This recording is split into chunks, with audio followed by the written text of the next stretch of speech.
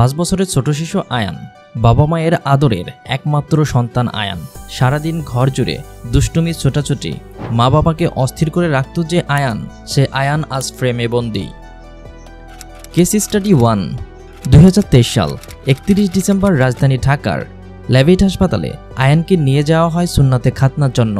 Operation থিয়েটারে anaesthesia দেওয়া হয় আয়ানকে, কিন্তু আয়ানের আর জ্ঞান ফেরে না। এরপর অবস্থা বেগতিক দেখে লেভিট হসপিটাল থেকে ইউনাইটেড হসপিটালে স্থানান্তর করা হয়। টানা 8 দিন মৃত্যুর সাথে পাঞ্জা লড়ে আয়ান পৃথিবীর মায়া ত্যাগ করে। Case study 2। গাজীপুরের কালিয়াকৈর উপজেলার শম্পা বেগম নামে এক গৃহবধূ ডাক্তারের কাছে যান সিজারিয়ান অপারেশনের জন্য। ডাক্তার কোনো পরীক্ষা নিরীক্ষা ছাড়াই সিজারিয়ান অপারেশন করান এবং সদ্যজাত শিশুটির মৃত্যু হয়। শম্পা বেগম বাড়িতে আসার পর পুরো 1 বছর ধরে তার পেটের ভিতরে ব্যথা অনুভব করে। 1 বছর পর শম্পা বেগম পুনরায় হাসপাতালে গেলে জানতে পারে সিজারের অপারেশনের সময় তার পেটের ভিতর গজ কাপড় ও কাঁচি রেখে দেওয়া হয়েছে। এমন মর্মান্তিক ঘটনা কিভাবে ঘটছে? এ ঘটনার সাথে কে বা কারা জড়িত? আজকের ভিডিওতে আমরা জানব চিকিৎসা খাতে স্ক্যাম নিয়ে। প্রথম ঘটনায় আয়ানের ক্ষেত্রে আয়ানের মৃত্যু হয় সম্পূর্ণ পরিমাণে ডাক্তারের অসাবধানতার কারণে। আয়ানের মৃত্যুর পর জানা যায় অ্যানাস্থেসিয়ার ডোজ বেশি হওয়াতে আয়ানের আর জ্ঞান ফিরে না। একটি সুস্থ সবল 5 বছরের শিশুকে খতনা করাতে কেন ফুল অ্যানাস্থেসিয়া দিতে হবে, আর অ্যানাস্থেসিয়া দিলে অ্যানাস্থেসিয়ার মাত্রা কতটুকু হবে সে সম্পর্কে অবশ্যই একজন ডাক্তারকে অনেক বেশি সচেতন হওয়া উচিত ছিল।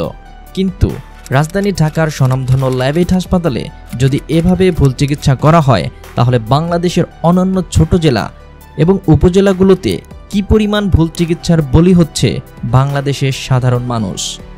আর দ্বিতীয় ঘটনাটি একজন ডাক্তারের দায়িত্বহীনতা ও অসাবধানতার কারণে ঘটেছে।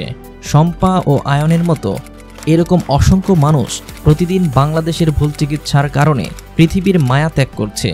এখন আপনার মনে প্রশ্ন আসতে পারে, কেন হচ্ছে এই ধরনের ঘটনা? কেন এত বেশি ভুল চিকিৎসা হচ্ছে? চলুন বিষয়টি ব্যাখ্যা করা যাক। আপনি যখন ডাক্তারের কাছে যাবেন, তখন আপনি দেখতে পাবেন চেম্বারের একজন ডাক্তারের জন্য সিরিয়াল দিয়ে বসে আছে 30 থেকে 40 জন রোগী। অপেক্ষা করার পর আপনি যখন ডাক্তারের সাথে দেখা করতে ডাক্তারের চেম্বারে প্রবেশ করবেন, তখন ডাক্তার খুব বেশি হলে আপনাকে 5 থেকে 10 মিনিট সময় দেবে। যদি আপনাকে বেশি সময় দেয়, তবে ডাক্তারের চেম্বারে আরও যে সকল রোগী বসে আছেন তাদের সময় ডাক্তার কখন দেবে? কারণ ডাক্তার যত বেশি রোগী দেখতে পারবে, ডাক্তার তত বেশি লাভবান হবে। কারণ এখনকার সময় ডাক্তাররা ভুলে যায় ডাক্তারি পেশা একটি সেবামূলক পেশা। বাংলাদেশের ডাক্তাররা তাদের ডাক্তারি পেশাকে অনেকটা ব্যবসায়ের পর্যায়ে নিয়ে গেছে। আপনি ডাক্তারের চেম্বারে ডাক্তারকে হয়তো 5 মিনিট সময়ের মাঝে আপনার যে ধরনের সমস্যা সেটি হয়তো বোঝাতে সক্ষম হয়েছেন, কিন্তু আপনি কি এই 5 থেকে 10 মিনিট সময়ের মধ্যে আপনার শারীরিক অবস্থা নিয়ে আপনার পাস্ট হিস্ট্রি জানাতে পেরেছেন কি? উত্তর না। এই অল্প সময়ে ডাক্তার আপনার সমস্যা সম্পর্কে জেনে আপনাকে যে মেডিসিন দিবে, সেই মেডিসিন আপনার জন্য কার্যকরী নাও হতে পারে। ডাক্তার মনিয়ার কথা কি আপনাদের মনে আছে? ঢাকা মেডিকেল কলেজের মতো একটি সরকারি হাসপাতালে ডাক্তার মনিয়া একজন ভুয়া ডাক্তার। কি করে দীর্ঘদিন পর্যন্ত ডাক্তারি পেশার সাথে জড়িত ছিল?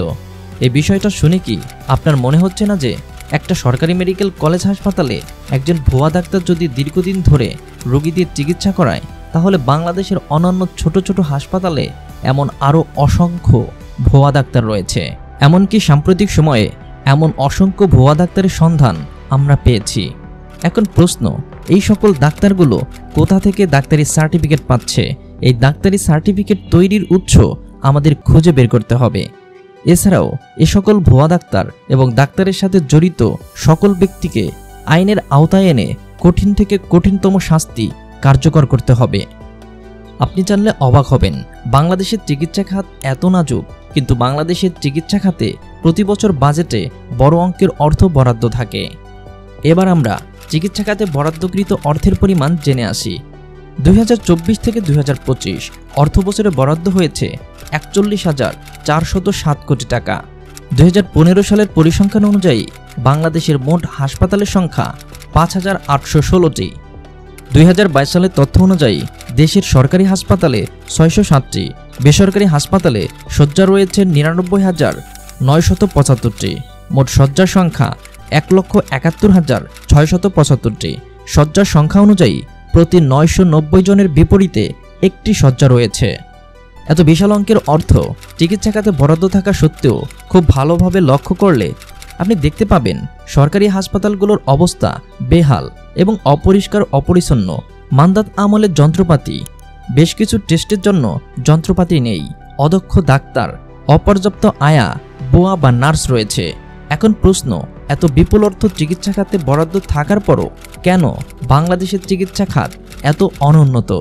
এই প্রশ্নের একটাই উত্তর, বাজেটে বরাদ্দকৃত অর্থ যে বা যাদের চিকিৎসা খাতে ব্যবহারের জন্য গুরু দায়িত্ব অর্পণ করা হয়েছে তারা তাদের দায়িত্ব সম্পর্কে সচেতন নয়।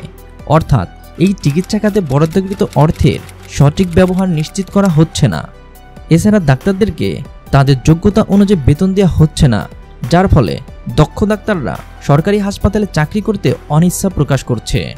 এদিকে দক্ষ ও অভিজ্ঞ চিকিৎসকের অভাবে নিম্নবিত্ত ও মধ্যবিত্ত শ্রেণীর মানুষেরা উন্নত চিকিৎসা থেকে বঞ্চিত হয়। এখানেই শেষ নয়, সরকারি হাসপাতালগুলোতে রয়েছে নিম্নবিত্ত মধ্যবিত্ত শ্রেণীর মানুষের জন্য বিশাল বিড়ম্বনা। বেশিরভাগ ক্ষেত্রেই বেসরকারি হাসপাতালগুলোতে আপনি রোগীকে অ্যাডমিট করাতে চান তাহলে আপনাকে গুনতে হবে অতিরিক্ত টাকা।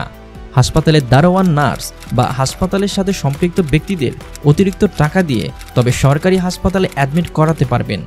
দালালের দৈরত্যের কারণে সরকারি হাসপাতালগুলোতে নিম্নবিত্ত মধ্যবিত্ত শ্রেণীর চিকিৎসা করাটা বর্তমান সময়ে কষ্টসাধ্য ব্যাপার। চিকিৎসা খাতে বাজেটে বরাদ্দকৃত অর্থের সঠিক ব্যবহার নিশ্চিত করে সরকারি হাসপাতালে দক্ষ ও অভিজ্ঞ ডাক্তার নিয়োগ, পুরাতন যন্ত্রপাতি মেরামত ও নতুন প্রযুক্তি নির্ভর যন্ত্রপাতি সংযোজন, দালালের দৈরত্য দূর করতে আইনের কঠিন প্রয়োগের মাধ্যমে বাংলাদেশের মানুষের জন্য সুচিকিৎসা নিশ্চিত করা সম্ভব। চিকিৎসা ক্ষেত্রে স্ক্যাম সম্পর্কে আপনার কোনো মন্তব্য বা মতামত আমাদের কমেন্ট বক্সে লিখে যান।